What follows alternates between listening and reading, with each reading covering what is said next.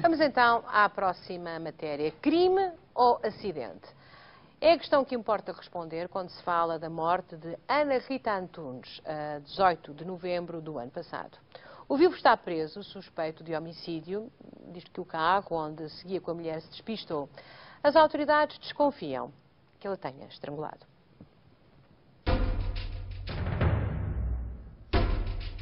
18 de novembro de 2014.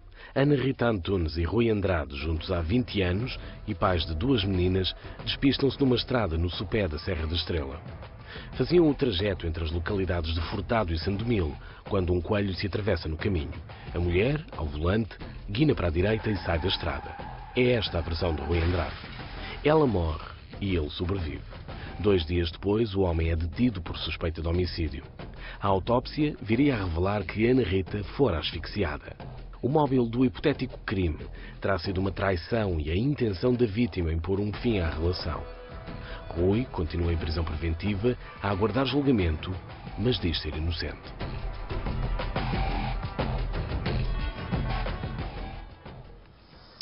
Ora, então temos um convidado, não é, Hernani? É verdade. Temos o Dr. Ela Fragos, que é advogado deste suspeito de homicídio. Porquê é que o seu cliente está preso?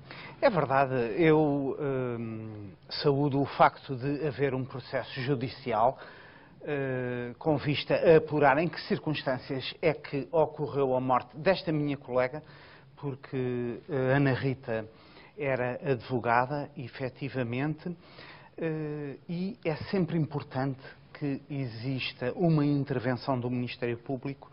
De resto, como o Henrique Carvalho dizia há pouco, que o Ministério Público está sempre atento a tudo o que pode envolver algum mistério, tudo o que pode vir a ser esclarecido. E isso para nós é importantíssimo, que a morte da colega, da doutora Ana Rita Antunes, seja esclarecida e, no fundo, também, como o Henrique Carvalho tinha dito... Hernani. Perdão, Hernani, que eu ele é peço muito, imensa desculpa. Toda a gente sabe que ele é Hernani. Toda a gente sabe que é Hernani Carvalho, é verdade. Estava a pensar no Henrique, pronto, não tem problema. Exatamente, é isso mesmo. Mas não respondeu à pergunta do Hernani. Porquê que o seu cliente Está preso neste momento. Pois, não, é público, não é verdade, que está preso, suspeito de ter provocado a morte aqui da doutora Ana Rita Carvalho. E como diz o Hernani Carvalho muito bem, ficou sem saber em que circunstâncias ocorreu o acidente. Eu diria até que ficamos sem saber em que circunstâncias ocorreu o sinistro, porque não sabemos se esta morte violenta se deveu realmente a acidente, a homicídio, como existe agora essa suspeita relativamente ao meu cliente, ou até, eventualmente, hipoteticamente, um suicídio. Não é? A morte violenta... Mas eles iam os dois no carro. Eles iam os dois no carro, não iam? É essa, pelo menos, a versão que é apresentada pelo Dr. Rui de Andrade, o viúvo da Ana Rita, e iriam os dois no carro quando, efetivamente, a condutora, a Ana Rita, desvia o mesmo para a direita. Aliás, não era a primeira vez, como é natural, alguém que tem carro há muito tempo... Já teria havido outros acidentes. Ela já teria tido 3 acidentes, mas a questão, doutor, que o Hernani lhe estava a tentar colocar era a seguinte: para alguém estar preso em prisão preventiva, não é? É o que está aqui, é preciso haver uma suspeita fundada da prática de um crime e tem que haver outras condicionantes. Por isso, que justificação é que lhe foi dada a si, enquanto advogado do Sr. Rui, que justificasse esta permanência em prisão preventiva? Esta é a nossa questão. Tem toda a razão, João Paulo Rodrigues. É verdade que a prisão preventiva tem que ter sempre na base fundadas suspeitas, e fortes quais são, indícios. doutor? Não estamos na barra, tem que ser mais rápido. Exatamente, muito bem, com certeza. Desculpa, vamos explorar aqui o relógio. Quais são? Essas suspeitas só se podem prender com 2 aspectos. Por um lado, com as questões médico-legais, portanto, com a autópsia que foi realizada ao cadáver. O senhor conhece e por outro lado, da autópsia? Não conheço. E acha estranho que o resultado da autópsia seja conhecido por outras pessoas que não o Ministério Público? Não é normal, obviamente. Nesta fase processual não é normal, mas também não é algo que seja pouco frequente. É vulgar, como o Dr. Hernani Carvalho sabe perfeitamente, é muito vulgar estas informações serem divulgadas e também não vejo que seja particularmente grave. Ou seja, conhece as escoriações que o seu cliente apresentou no hospital? Eu sei que ele foi transportado ao hospital. Sim, mas conhece as escoriações. O que se sabe do hospital é que deu entrada no hospital com algumas ligeiras escoriações. Exatamente. O seu cliente disse-lhe quais eram as escoriações? Claro que sim, obviamente, mas isso é um aspecto médico-legal que me escapa completamente. Eu nem sei propriamente o que significa uma escoriação, o que significa uma solução de continuidade, são questões médico-legais. E depois há aquele aspecto também técnico e científico respeitante à deformação do veículo, ou seja, aos estragos que o veículo tem. E aqui a dinâmica do acidente terá de ser apurada por peritos. Olha, ainda então, bem que falei em dinâmica do exatamente. acidente, então Vamos vamos a isso. precisamente recordar o que pode ter acontecido naquela fatídica tarde de 18 de novembro de 2014. Vamos recordar. Estamos numa das periferias do maciço da Serra da Estrela. Ali fica Furtado, lá ao fundo fica Sandomil. Tarde de 18 de novembro, pouco depois do almoço, Rui e Rita vinham dentro do seu carro quando algo aconteceu. No dizer de Rui, o carro despistou-se. No dizer das autoridades, provavelmente foi outra coisa que aconteceu. Vamos tentar perceber o que foi. Bom dia, Comandante Barata. O senhor comandou as operações aqui, os seus homens foram as pessoas que aqui vieram. Sabemos que a chamada foi feita para o 112 e depois encaminhada para vocês. Estamos na zona onde a GNR marcou a abordagem, enfim, àquilo que terá sido o sítio onde o carro se precipitou. A questão que lhe ponho é, o carro não foi para muito longe. Bem, o carro estaria a cerca de talvez de 100 metros daqui, embora não propriamente na perpendicular, mas faz uma ligeira curva lá ao fundo e ficou encostado na parte de baixo. Mas, de tal forma que não era visível. Não era daqui. visível. Deste local onde estamos neste momento não era visível, como o monte não deixava ver. O senhor viu o carro? Vi, estive junto a ele. E o que é que o carro tem? O carro aparentemente era um carro que não tinha quase nada, tinha apenas um pouco danificado a frente, porque deve ter sido aqui de onde saiu na estrada. E provavelmente bateu naquela pedra? Coisa sim, que tudo valha, indicia isso, pelo menos ainda havia aqui na altura, e ainda aparecem um pouco de restos que sabia da viatura, e então tinha um pneu rebentado do lado esquerdo. De resto não tinha praticamente nada. E é normal, na sua experiência, um carro que vai por aqui abaixo não ter mais do que isso? É claro que é um pouco estranho, é de facto o carro não ter captado, não ter, logo aqui na primeira volta, não ter ficado virado até, inclusivamente. É um pouco estranho isso, quer dizer, é um pouco anormal, vá. A vítima estaria do lado direito do carro, junto quase à traseira. Não propriamente na traseira, mas na parte lateral direita do carro. Vamos ao sítio onde o carro estava para tentarmos perceber, vendo de lá para cá, enfim, o percurso que eventualmente o carro tenha feito.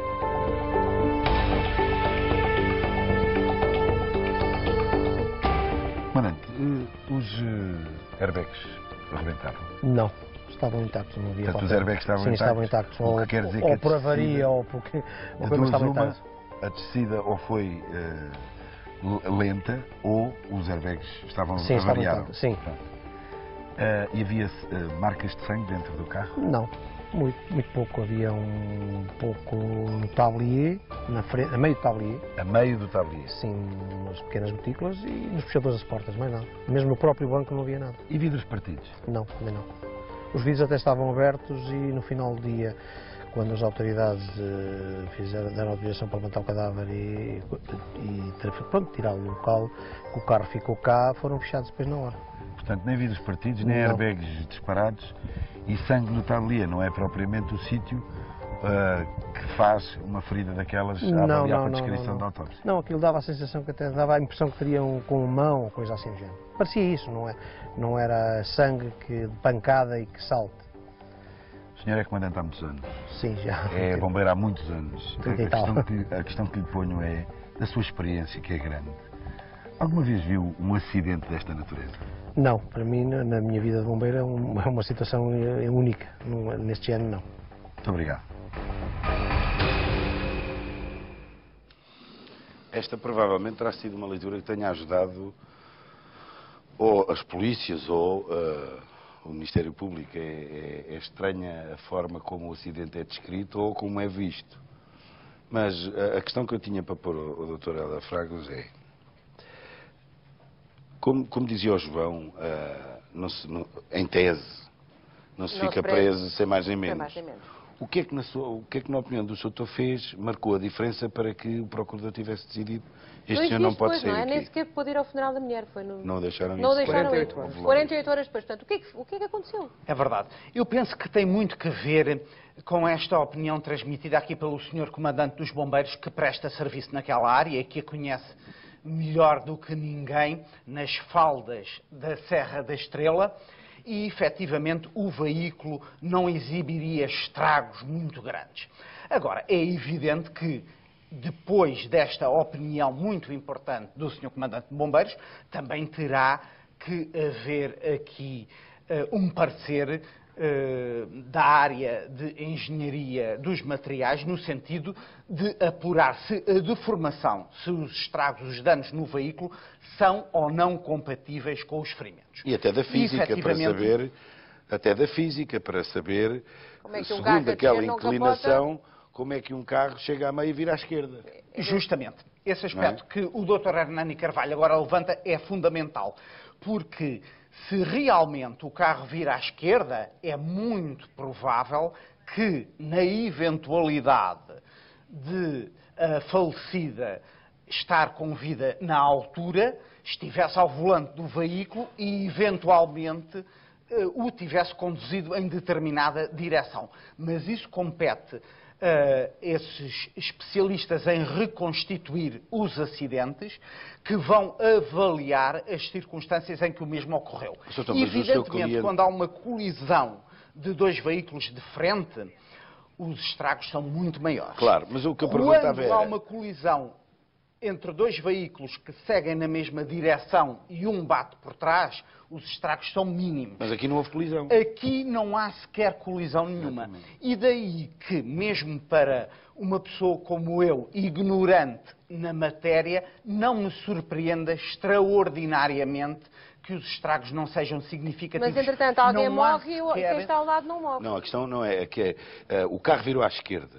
O que eu lhe pergunto é, no dizer do seu cliente, a esposa não foi cuspida? Parece que sim. Parece que sim. Essa é uma das hipóteses. Portanto, o carro virou à esquerda e ela é cuspida para o lado direito. Evidentemente que ele não sabe. Evidentemente que ele não sabe porque, como a Júlia Pinheiro dizia, ele iria ao lado. Ora, se vai ao lado e imediatamente sai do veículo, não sabe... ele saiu do veículo? Ao que parece sim. Ele conta que saltou com o carro em andamento. Exatamente. E a senhora terá sido cuspida, é isso? O que ele conta... Aliás, é preciso dizer às pessoas, eu estive com ele e com o Luís Maia na prisão, não é? Justamente. Não podemos gravar naturalmente essa gravar, mas... Ainda não é possível gravar nas prisões, qualquer dia, enfim. Sim, algumas pessoas podem... Há umas que podem e outras que não. Mas isso tem a ver com o critério da Direção-Geral de Serviços Prisionais, que a uns deixa ir entrevistar e a outros não. O que eu te queria dizer é que o que o senhor nos contou a nós é que o carro se despistou por ali, se precipitou, que ele saltou e disse para a esposa saltar, ela não saltou e depois foi cuspida. Bom, vamos prosseguir assim porque há mais matérias para discutir aqui. Quem está convencido da tese de acidente, por exemplo, são os pais do Rui Andrade. Ora, o Hernani Carvalho esteve à conversa com o progenitor do suspeito e ao fim do dia conversou com o próprio. Vamos então ver. Este é o Sr. Mário, pai do Rui. Como é que ele está? O Rui está estável, psicologicamente não pode estar muito bem, atendendo ao que está acontecendo, não é? Está preso e sente muito o que as filhas também estão a passar, além de ter perdido a Rita, que era o amor da vida dele, ao fim e ao cabo. Ele neste momento sente-se muito mal pela situação de as meninas não o verem há cerca de 5 meses, não é? Já lá iremos. O que eu preciso que me explique é como é que o Rui lhe contou, ou o que é que o Rui lhe contou que aconteceu? Saíram daqui, diz que pararam no caminho para fazer um xixi, pediu à Rita para fazer um xixi. Entretanto, saiu, entrou e um pouco mais abaixo diz que percebeu-se que havia um animal que se atravessou à frente dele, da esquerda para a direita. A Rita guinou para a direita o carro E ao guinar para a direita saiu para fora da faixa de rodagem e perdeu o controle da viatura. Foram um pouco mais à frente, diz ele que acabou a viatura por cair com a frente numa pedra muito grande e num tronco de que lá está, efetivamente está lá. Sim. Diz que bateram com a cabeça em cima e que foram bater no tablier desamparados, porque eles não tinham um cinto os dois. Entretanto, o carro endireitou e começou a descer a ravina, e ele diz que começou a dizer para a Rita, salta Rita, e abriu a porta e saltou.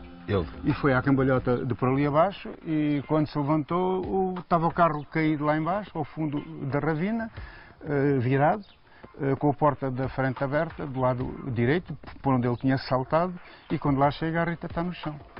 Entretanto, diz que chega um indivíduo que é padeiro, que costuma visitar aqui o Furtado, vem trazer o pão aqui ao Furtado, à terça e à quinta-feira, e que veio começar a descer a ravina e que lhe pede ajuda, e então foi ele que, na altura, que agarrou nas botas da Rita e ele no corpo da Rita, e rodaram a Rita porque diz que a cabeça estava para baixo, estava virada para baixo o corpo, não é?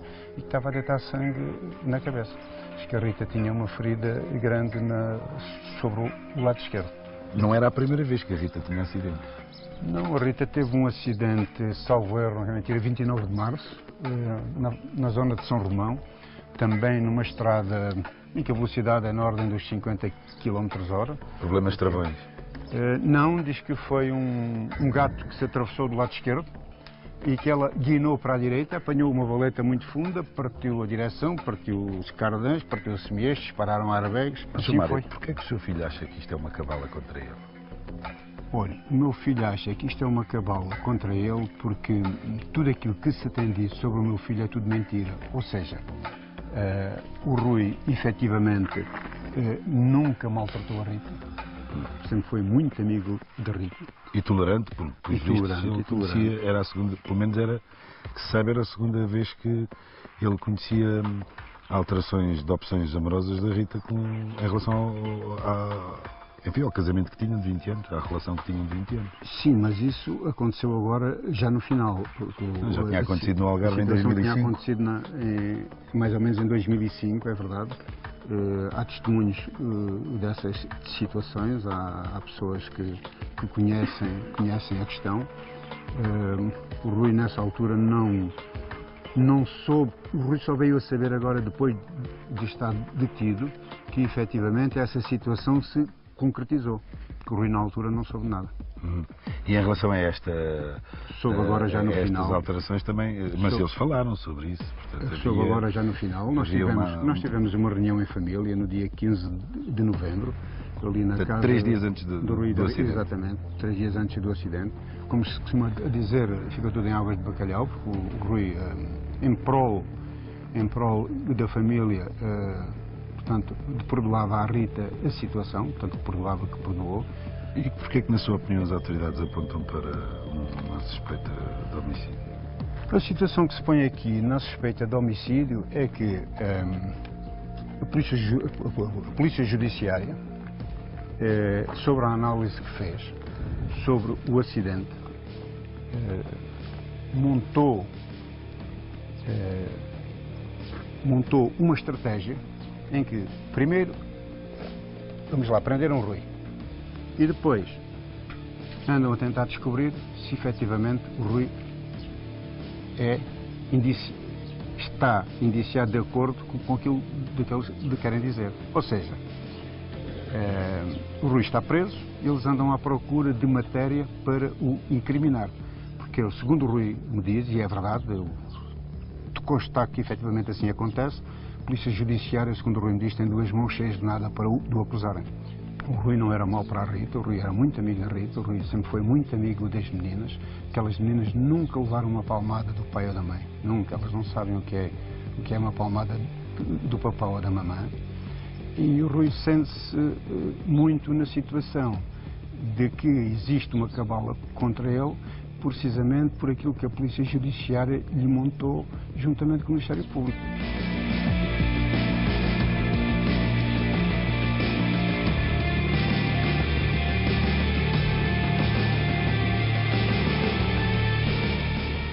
Vista toda a matéria possível nesta altura do processo, faltava falar com o Rui. Afinal, o arguido neste processo. Viemos visitá-lo ao estabelecimento prisional da Guarda, falou-nos de tudo, das versões, do que é que aconteceu, das relações com a filha, das relações com a mulher. Só não conseguimos perceber foi como é que aquele acidente aconteceu. Doutor, o seu cliente... Ia só dizer que amanhã falaremos sobre a questão das meninas, mas vamos muito rapidamente então terminar esta conversa. O seu cliente diz que há uma cabala contra ele, o pai do seu cliente diz que há uma cabala contra o filho. O senhor também acha que há uma cabala contra o seu cliente? Aquilo que eu penso é que nesta justa luta contra a violência doméstica, que é um enorme flagelo que importa efetivamente combater, não se podem sacrificar inocentes. E, naturalmente, que eu estou confiante de que a justiça portuguesa, neste caso concreto, irá dar a oportunidade ao meu cliente de exercer os seus direitos processuais garantidos pela Constituição, no sentido... Mas acha que é uma cabala contra o seu cliente? Não, eu não acredito nessas teses mais complexas. Acredito é que o Estado português, a justiça portuguesa, está fortemente empenhada em combater a violência doméstica e pode haver alguns casos em que as suspeitas serão um pouco exacerbadas. Há, como se sabe, um excesso de situações em que é aplicada a prisão preventiva em Portugal. Houve tempos em que a situação ainda era mais gravosa. Nós recordamos que em 75, numa altura particularmente conturbada de Portugal, estamos mesmo no fim. Há 40 anos atrás, quem furtasse um autorrádio tinha automaticamente como consequência a prisão preventiva, porque havia um flagelo enorme na altura. Temos de terminar. Queria dizer Muito o seguinte, bem. Júlia. Se o relatório da autópsia revelar que aquela mulher foi morta por esganadura ou por estrangulamento, torna-se aqui um mistério. Se o carro tiver marcas de sangue no seu exterior, é um mistério ainda maior. Se... por exemplo, eu não sei se foi feito, mas se foram retiradas amostras, por exemplo, das mãos do Rui e da Ana Rita, fica-se a perceber se houve ou não um contacto físico ou, porque como sabes, há feridas que são defensivas e, portanto, por isso é que ainda há bocado perguntava se eram conhecidas as feridas, as pequenas escoriações que o Rui tinha. Se isto acontecer é complicado. Se não, parece-me que vai ser mais fácil perceber o que é que aconteceu.